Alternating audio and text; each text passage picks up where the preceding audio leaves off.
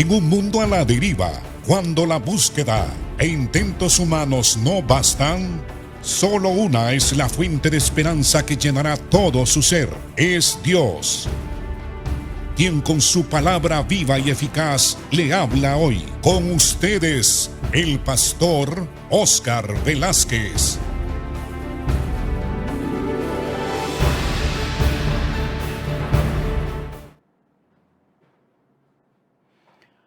Amados hermanos, bienvenidos a la enseñanza de la palabra del Señor. Bienvenidos a este programa Viva y Eficaz. Y bienvenidos al estudio del Sermón del Monte. Nuestro tema es las enseñanzas del Sermón del Monte, uno de los discursos más prolongados y éticos y didácticos de nuestro Señor y Salvador Jesucristo. Estamos hablando de las bienaventuranzas, pero para entender lo que significan estas bienaventuranzas, estamos enfatizando sobre el significado de la palabra bienaventurado. Ayer estuvimos citando algunos textos donde se dice que son bienaventuradas ciertas personas cuando ellas hacen algo o cuando cumplen algún requisito del el pacto de Dios del Antiguo Testamento. Por ejemplo, hablábamos el último texto que analizamos el día de ayer sobre lo que son los bienaventurados, es el texto que se encuentra en Proverbios capítulo 29, verso 18. Sin profecía, el pueblo se desenfrena, mas el que guarda la ley es bienaventurado. Aquí se dice que una persona que guarda la ley, que es lo mismo que obedece la ley y que vive conforme a la ley, es bienaventurado. En el Salmo 112, versículo 1 y 2, la palabra del Señor dice así: Aleluya, bienaventurado el hombre que teme a Jehová y en sus mandamientos se deleita en gran manera. Su descendencia será poderosa en la tierra y la generación de los rectos será bendita. Aquí pues se menciona que el hombre bienaventurado es aquel que teme a Jehová. La palabra temer a Jehová significa que le conoce, que tiene una relación personal con Dios, que le reverencia y que aprende de Dios escuchando su palabra. Así que es bienaventurado el hombre que teme a Jehová y en sus mandamientos se deleita en gran manera. Lo que observamos en el Antiguo Testamento como en el Nuevo, cuando se utiliza la palabra bienaventurado y se habla de ciertas personas, hombres y mujeres, lo que observamos es que para ser bienaventurado hay que tener una relación íntima y personal con Dios. Hay que conocer a Dios. Hay que conocer los mandamientos de Dios, la palabra de Dios y los pactos que Dios ha establecido para con el hombre, que nos enseña cómo relacionarnos con Él. Está relacionado con la obediencia, está relacionado con la reverencia, con el conocimiento de la autoridad de Dios. Y se dice que es bienaventurado porque todas las promesas dadas, tanto en los pactos del Antiguo Testamento como en el nuevo pacto establecido por Jesucristo con su propia sangre, cuando nosotros obedecemos a Dios y nos sometemos a los preceptos, mandamientos y cláusulas del pacto de Dios, somos bienaventurados. Así pues, que no es una palabra de significado pasajero o superficial. Es necesario entender eso para comprender las bienaventuranzas que Jesús pronunció en el Sermón del Monte. Entonces, también dice la Biblia en el Salmo 128, versículo 1 y 2, bienaventurada es la persona que anda en los caminos de Jehová y que teme a Jehová. Cuando comieres el trabajo de tus manos, bienaventurado serás y te irá bien. Siempre está hablando de que ciertos individuos, hombres y mujeres, hacen ciertas cosas que son conforme a la voluntad de Dios y a su palabra, y que por esa razón son bienaventurados, son benditos, son bendecidos, son personas que tienen la aprobación divina y son personas que gozan de las promesas que Dios da a su pueblo cuando le obedece. Así que las personas bienaventuradas, así que la persona bienaventurada es mucho más que ser feliz. Es aquella persona que tiene una relación personal e íntima con Dios. Bienaventurada es la persona que es salva por Dios y que goza de las bendiciones de su pacto y de las promesas dadas en su palabra. Lo mismo encontramos esta palabra en el Nuevo Testamento. La Biblia dice que nosotros somos bienaventurados, los creyentes, los que hemos recibido a Cristo y le hemos reconocido como Señor, como Salvador de nuestras vidas. Así que en el Nuevo Testamento la palabra bienaventurado se escribe como 50 veces.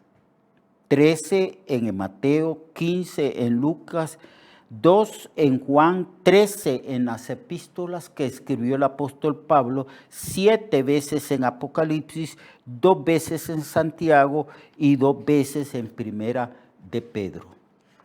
Somos bienaventurados y ya sabemos lo que significa a la luz de la palabra del Señor, la palabra bienaventurado.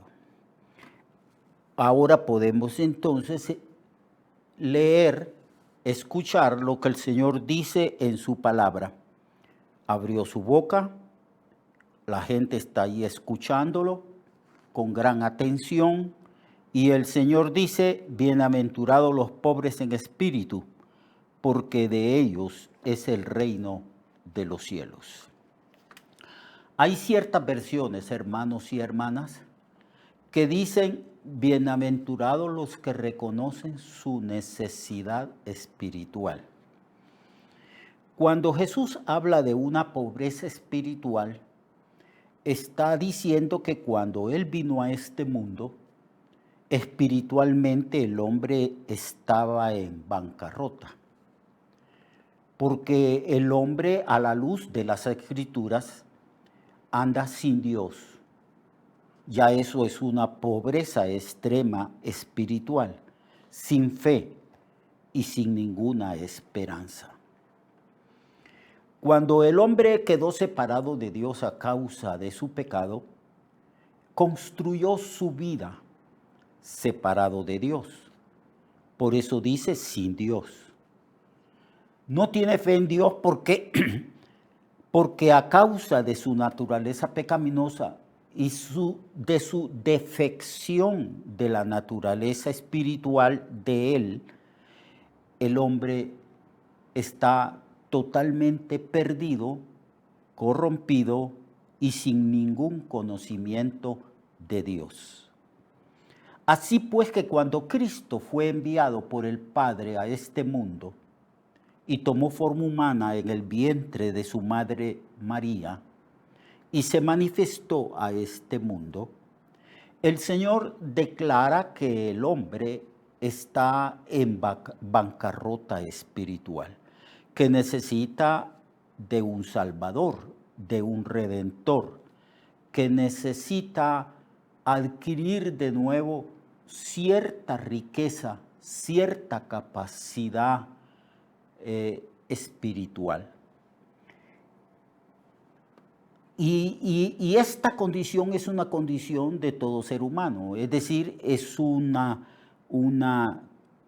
condición universal. Todo ser humano es pobre en espíritu, está en bancarrota espiritual, pero a causa de la soberbia, a causa del orgullo humano, a causa de que el hombre en su soberbia no quiere reconocer su bancarrota espiritual, él no acude a Cristo.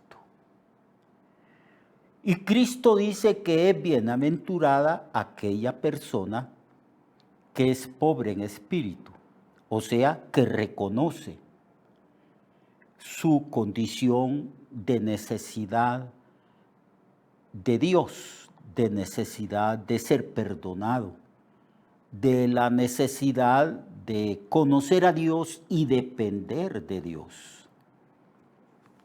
Porque, amados hermanos, el hombre fue creado para depender de su Creador, como toda la creación misma depende de su Creador.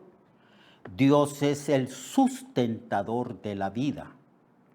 Y como hemos pecado, estamos alienados, separados de nuestro Creador que es Dios. Y cuando Jesús sube al monte, pronuncia estas bienaventuranzas, dice, bienaventurado aquel que es pobre en espíritu.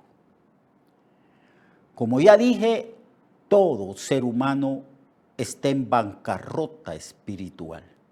No tiene en sí mismo ningún tipo de riqueza o de virtud que pueda hacer que Dios esté agradado de esa persona. Lo que tiene que hacer esa persona es reconocer su necesidad de Dios, que ese es el proceso para llegar a ser salvo y el proceso para entrar, para ver el reino de Dios. El mejor comentario de esto sería la conversación que Jesucristo tuvo con un hombre muy religioso que era maestro de Israel, que enseñaba, era un teólogo entre los israelitas que enseñaba la palabra de Dios al pueblo. Y Jesucristo le dice a este hombre, de cierto digo, que el que no nace de nuevo no puede ver ni entrar en el reino de los cielos. Y el Sermón del Monte trata precisamente del reino de Dios, del reino de los cielos.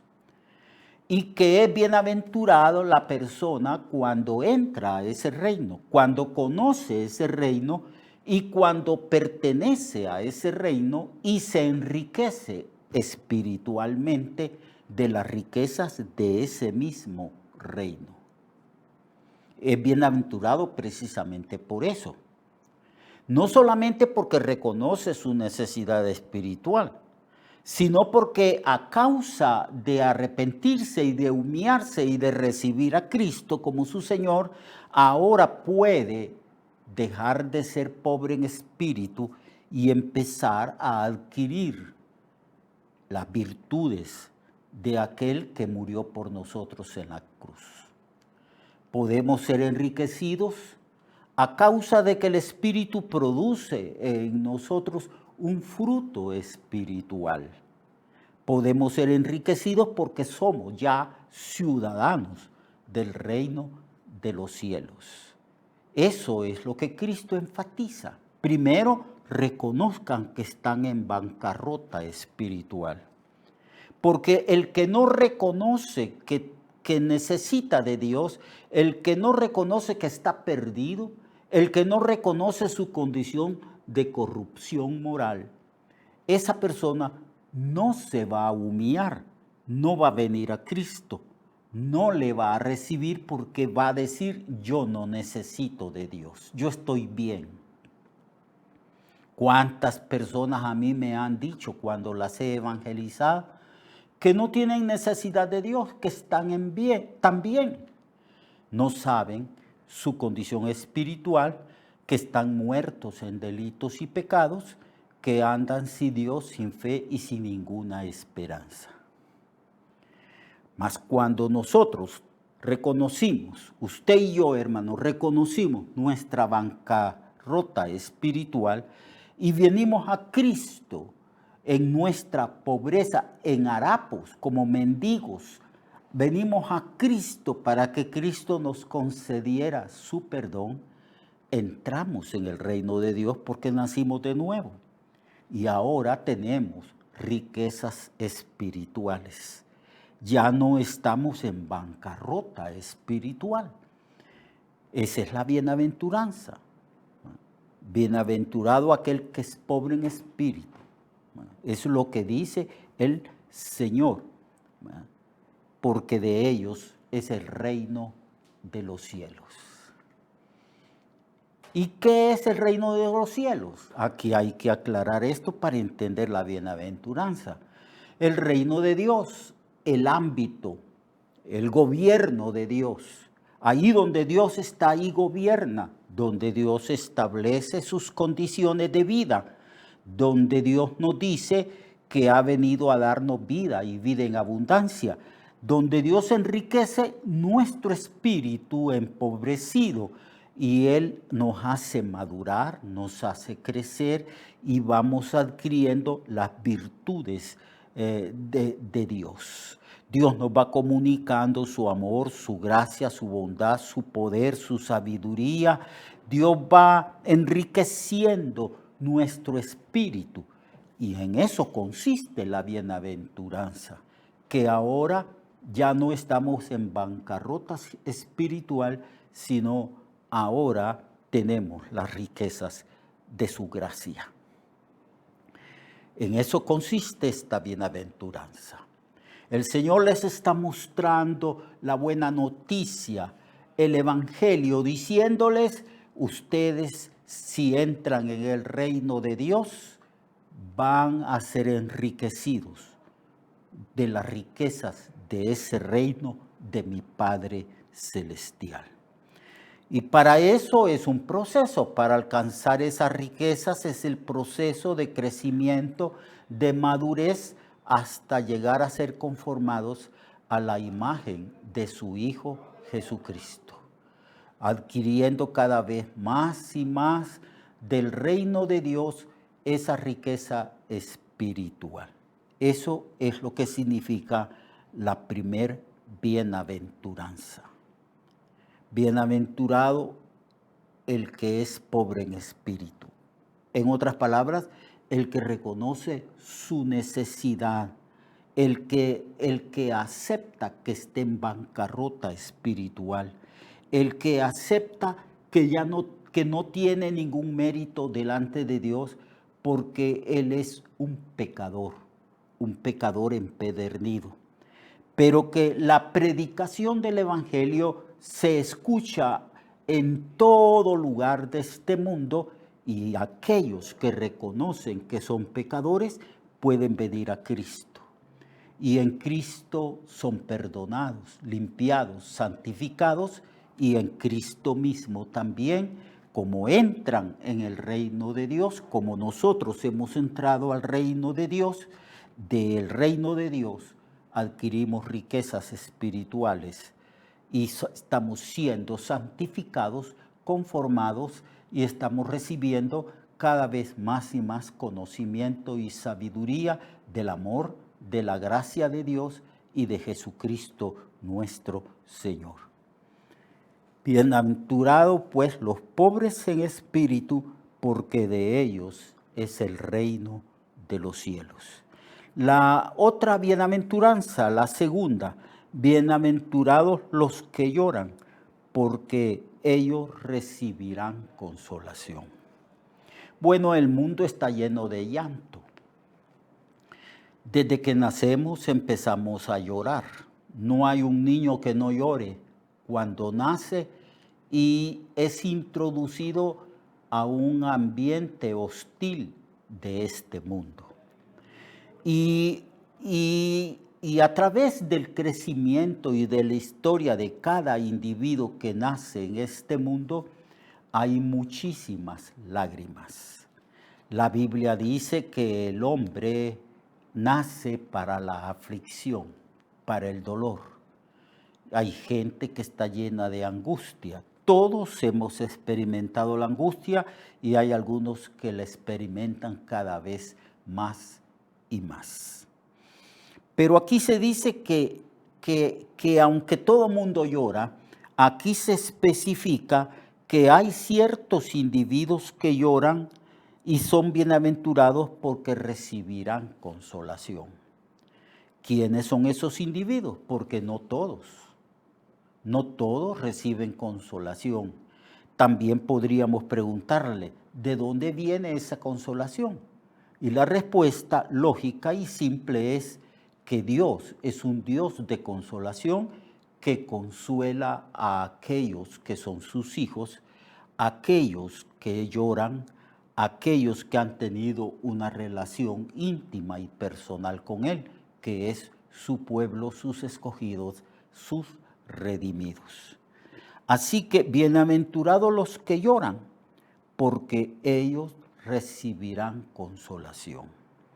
La mayoría de los escritores y teólogos y de los que comentan estos versos dicen que los que lloran son aquellos que lloran principalmente por causa de su condición de pecado. ¿Cuántas lágrimas ha vertido usted, hermano y hermana, y yo? ¿Cuántas veces venimos de rodillas a la presencia de Dios porque le hemos fallado, porque hemos pecado, porque cargamos en sí una naturaleza pecaminosa? ¿Cuántas veces lloramos por nuestros pecados y también por nuestra carencia, por nuestra necesidad espiritual, anhelando nosotros ser cada día santificados más y más? ¿Cuántas lágrimas a causa del pecado? Pero Dios nos consuela. Además estamos en un mundo hostil. ¿Cuántas veces lloramos a causa de las pruebas que sobrevienen a nuestra vida? ¿Cuántas veces lloramos porque vivimos en un mundo lleno de violencia, de maldad, de injusticia? ¿Y cuántas veces venimos al Señor diciéndole, perdóname porque he pecado contra ti? Pero seremos consolados y en verdad somos consolados todos los días por el Dios de toda consolación que nos consuela con la multitud de sus consolaciones cuando nosotros estamos pasando tribulaciones, angustias, pruebas, persecuciones y somos objeto de toda clase de injusticia. Entonces esas lágrimas de las cuales el Señor dice, yo tomaré tus lágrimas y las pondré en una redoma. Esas lágrimas derramadas por su pueblo, esas lágrimas mismas son las que reciben consolación. Es decir, cuando clamamos, cuando buscamos el rostro de Dios como el Señor, que en los días de su encarnación, Él clamaba al Señor. Así que lo espero mañana para que continuemos estudiando estas bienaventuranzas. Dios le guarde, le bendiga y no se pierda la enseñanza del día de mañana. Recuerde que su vida puede cambiar y mejorar, porque la palabra de Dios es viva y eficaz y más cortante que toda espada de dos filos. Hebreos 4:12. Nuestra oración y deseo es que esta palabra predicada lleve mucho fruto. Le esperamos en el próximo programa, a esta misma hora y en esta misma estación. Esta es una producción de Ministerios Reflexionarte, en colaboración con Cirkenu Network. Sus comentarios son bienvenidos. Escríbanos al correo reflexionartehn@gmail.com o al 504-9802-6186. 504-9802-6186.